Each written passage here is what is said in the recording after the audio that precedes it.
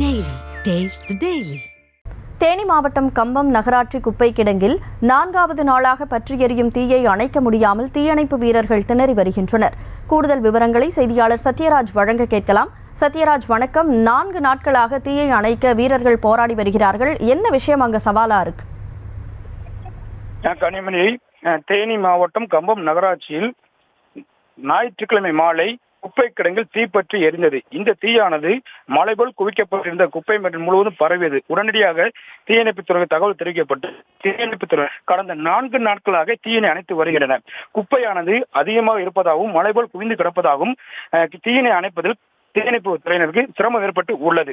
குறிப்பாக 4 தீயணைப்பு வாகனங்களை கொண்டும் 2 நகராட்சி வாகனங்களை கொண்டும் தீயினை அணைத்து வரும் சூழலில் தீயானது அணையாமல் மீண்டும் மீண்டும் தீப்பற்றி எரிகிறது. குறிப்பாக குப்பைகளில் உள்ள பாலித்தீன் பைகளால் அடியிலும் மேற்பகுதியிலும் தீயானது பரவி வருகிறது. இதன் காரணமாக அப்பகுதி முழுவதும் புகை மண்டலமாக காட்சியளிக்கிறது.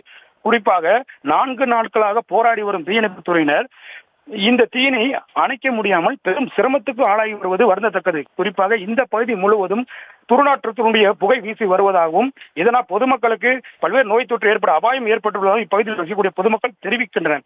அதனை தொடர்ந்து பார்த்தோம் என்றால் இன்றைய நிலவர காலை பார்க்கும் பொழுது குப்பையானது அடியிலிருந்து தீப்பற்றி எரிவதால் மேற்பகுதி புகைமூட்டமாக வருகிறது. இதனால் குப்பையினை கிளைத்து விடுவதற்கு கிட்டாச்சி வாகனம் வரவழைக்கப்பட்டு உள்ளதாக தகவல் தெரிவிக்கின்றன.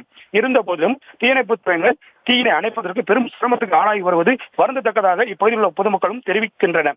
நகராட்சி நிர்வாகத்தின் சார்பாகவும் மாவட்ட நிர்வாகத்தின் சார்பாகவும் துரிதமான நடவடிக்கை எடுக்க வேண்டும் எனவும் இப்பகுதியில் உள்ள பொதுமக்கள் கோரிக்கை விடுக்கின்றனர்.